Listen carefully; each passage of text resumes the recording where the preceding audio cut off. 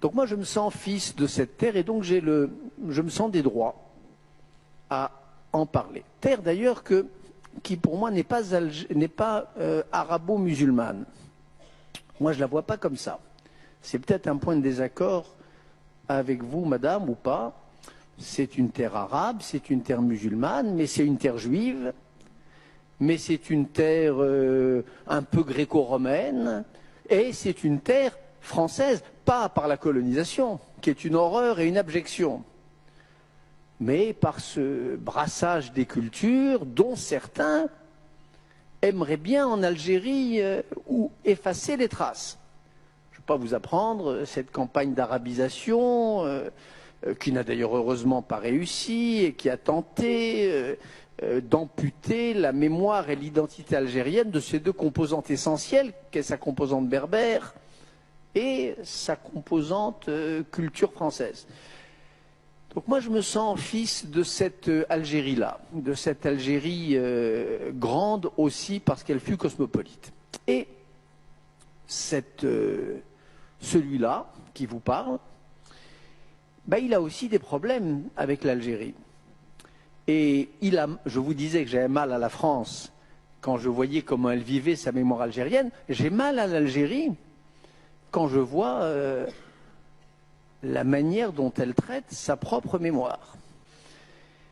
Et c'est vrai que quand je rencontre des responsables algériens, notamment en 97, quand j'étais venu faire campagne, enfin témoigner de la vérité, à savoir le danger islamiste, j'étais quand même gêné de voir la gêne des responsables algériens avec qui j'étais en contact.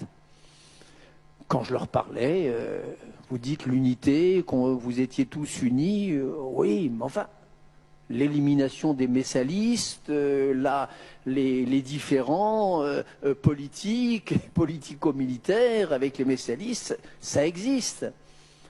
J'avais mal de voir comment mes interlocuteurs refouler cela comme les Français refoulent les crimes d'Ossarès, même si ce n'est pas comparable, mais peu importe. Les harkis, les 15 000, 20 000, 30 000 harkis, je ne sais pas, renvoyés d'ailleurs par les Français avec un cynisme effroyable et dont on connaît le sort qui leur fut réservé dans la fièvre et les lendemains de l'indépendance et de la révolution. Ça aussi, c'est une tâche sur la révolution algérienne.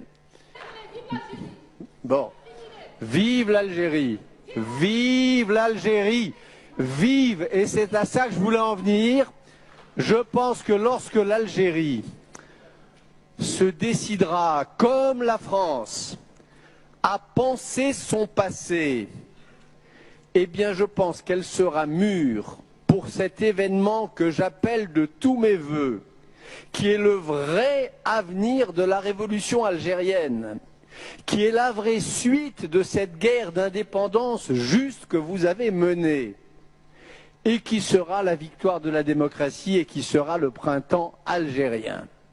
Moi, ce que je souhaite, en tant que Français, et en tant que Français lié par toutes les fibres que je vous ai dites à l'Algérie, ce que je souhaite, c'est que le travail de mémoire, le travail de discussion politique, le retour sur soi permettent que l'Algérie rejoigne, mais avec une maturité bien plus grande, avec une culture politique immense et incomparable dans la région, qu'elle rejoigne le grand mouvement des printemps arabes, par rapport auquel, pour l'heure, la grande Algérie, qui a montré la voie de l'honneur et de la justice, me semble être inexplicablement en retard. Pour moi, l'épilogue glorieux de ce qu'on appelle le printemps arabe peut et doit advenir en Algérie. S'il vous plaît,